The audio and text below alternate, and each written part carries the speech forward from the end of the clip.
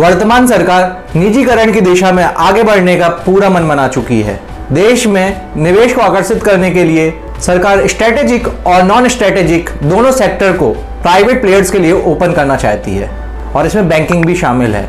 Last year ही 18 बैंकों के merger की प्रक्रिया के तहत 12 बैंक बना दिए गए और अब इस फाइनेंशियल ईयर के लास्ट तक सरकार 4 और सरकारी बैंक का प्राइवेटाइजेशन कर सकती है। आधिकारिक सूत्रों के मुताबिक सरकार ने इन 4 बैंकों की एक लिस्ट भी तैयार कर ली है और ये 4 बैंक हैं Punjab and Sind bank, bank of Maharashtra, UCO bank और IDBI बैंक। इन बैंकों में डायरेक्ट या इनडायरेक्ट तरीके से सरकार की काफी बड़ी हिस्सेदारी है, जिससे सरकार अपना पैसा वापस निकालना चाहती है। ये इसलिए भी किया जा रहा है क्योंकि इस चीज से सरकार की इनकम और ज्यादा बढ़ जाएगी, जो कि कोरोना वायरस की महामारी के चलते काफी ज्यादा प्रभावित हुई है। फाइनेंशियल एक्सप्रेस की रिपोर्ट के मुताबिक हाल ही में प्रधानमंत्री कार्यालय ने हिस्सेदारी बिक्री की प्रक्रिया में तेजी लाने के लिए वित्त मंत्रालय को पत्र भी लिखा है। सरकार सरकारी बैंकों की फाइनेंशियल स्थिति ठीक करने के लिए अब सिर्फ 5 सरकारी बैंक रखना चाहती है और बाकी के सभी बैंकों का प्राइवेटाइजेशन करना चाहती है। सूत्रों के मुताबिक सरकार ने इन बैंकों के प्राइवेटाइजेशन करने के लिए जो समय सीमा रखी है वह बाजार की मौजूदा स्थिति को देखते हुए काफी ज्यादा चुनौतीपूर्ण होगी, क्योंकि अभी आप सब देख रहे होंगे कि कोरोना के चलते पूरे दुनिया में मंदी जैसा माहौल है। अभी देश में IDBI के जैसे लगभग 1 दर्जन और बैंक हैं। IDBI बैंक में सरकार की 47.11% हिस्सेदारी है और जबकि LIC life insurance corporation of India उसकी इसमें 51% तक हिस्सेदारी है। इसी साल मार्च 2020 में केंद्रीय मंत्रिमंडल ने 10 सरकारी बैंकों को मर्ज करके 4 बैंक बनाने के प्रस्ताव को मंजूरी दी थी। इसके चलते पंजाब नेशनल बैंक में ओरिएंटल बैंक ऑफ कॉमर्स और यूनाइटेड बैंक का विलय हो गया, कैनरा बैंक में सिंडिकेट बैंक का विलय हो गया, यूनाइटेड बैंक ऑफ इंडिया में आंध्रा बैंक और कॉर्पोरेशन बैंक को मिला दिया गया और इंडियन बैंक का इलाहाबाद बैंक में विलय हो गया। इससे पहले साल 2017 में स्टेट बैंक ऑफ इंडिया में उसके 5 सहयोगी बैंक और भारतीय महिला बैंक का भी विलय कर दिया गया था और वर्ष 2018 में बैंक ऑफ बड़ौदा में विजया बैंक और देना बैंक का विलय कर दिया था। और इसी के साथ साथ LIC को IDBI बैंक में 51% शेयर खरीदने की भी अनुमति दे दी गई थी। बैंकिंग सेक्टर को घाटे से उभारने के लिए मोदी सरकार ने कई अहम कदम भी उठाए हैं। सरकार का कहना है कि जितने कम बैंक होंगे उतने अच्छे से बैंक कामकाज कर सकेंगे और उनकी आर्थिक हालत को भी सुधारा जा सकेगा। और इसी कड़ी में अब नीति आयोग ने भी सरकार से सिफारिश की है कि 4 बैंकों का और प्राइवेटाइजेशन कर दिया जाए।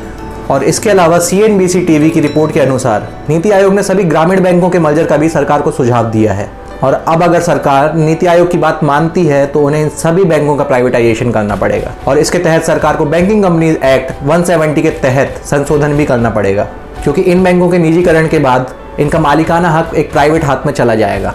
दरअसल इन बैंकों के चलते सरकार को काफ़ी सालों से काफ़ी ज़्यादा नुकसान हो रहा है, क्योंकि ये बैंक काफ़ी टाइम से घाटे में चल रहे हैं और इन्हें डूबने से बचाने के लिए सरकार को इसमें पैसा लगाना पड़ता है, जिसके चलते नीति आयोग ने इससे छुटकारा पाने के लिए इसका प्राइवेटाइजेशन करने का सुझाव सरकार को दिया है।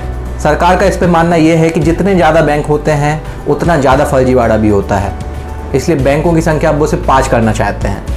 और यही नहीं, इसके अलावा कुछ टाइम पहले एक खबर भी चल रही थी कि सरकार घाटे में चल रही इंडिया पोस्ट को ग्रामीण बैंक के साथ विलय करना चाहती है, जिसके बाद एक नया पब्लिक सेक्टर बैंक बन सकता है जो कि इसे घाटे से उबारने का काम भी करेगा। साथ ही साथ सरकार अपने आधे से ज़्यादा पब्लिक सेक्टर बैंकों की हिस्सेदारी बेचने का प्लान बना रही है, जिसकी शुरुआत सरकार bank of India, central bank of India, Indian overseas bank, UCO bank, bank of Maharashtra, IDBI और पंजाब एंड सिंध के अपने शेयर बेचने से कर सकती है। इसके लिए प्रधानमंत्री मोदी ने 29 जुलाई को NBFC के प्रमुखों के साथ मीटिंग भी की है और इस मीटिंग में बैंकिंग सेक्टर को वापस से पटरी लाने के उपायों पर विचार किया गया है और साथ ही साथ बैंकों को कहा गया है कि आप लोन देने से हिचके नहीं, सरकार आपके साथ है। वैसे देखा जाए तो इन्हीं सब कारणों से बैंकों का NPA भी, जो नॉन परफॉर्मिंग एसेट होता है, वो काफ़ी ज़्यादा बढ़ रहा है और फिर जब बैंक घाटे में जाते हैं तो उनका प्राइवेटाइजेशन किया जा रहा है। निजीकरण की खबरों के बीच RBI के निदेशक मंडल के सदस्य सतीश मराठे ने कहा है कि देश के डेवलपमेंट में एक महत्वपूर्ण भूमिका को देखते हुए बैंकों का प्राइवेटाइजेशन करना सही नहीं होगा।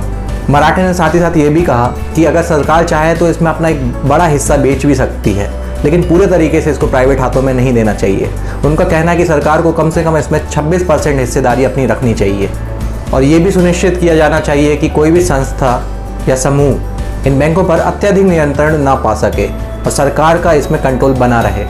उनका कहना है कि 51 साल पुराने बने इस ढांचे को बदलने में काफ़ी ज़्यादा नुकसान देश को हो सकता है।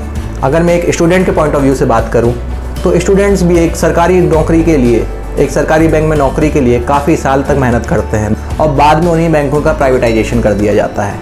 अगर उनको प्राइवेट जॉब ही करनी होती तो वो इतने साल गवर्नमेंट की तैयारी क्यों करते? वो अपनी फील्ड छोड़ के इस सेक्टर में आते हैं ताकि उनके पास एक गवर्नमेंट जॉब आ सके। खैर, अगर इस डिसीजन से देश का फ़ायदा है तो कोई बात नहीं, पर मैं एक स्टूडेंट के पॉइंट ऑफ व्यू से ये बात ज़रूर कहना चाहता था। तो आज के लिए बस इतना ही, मिलते हैं नेक्स्ट वीडियो में। जय हिंद।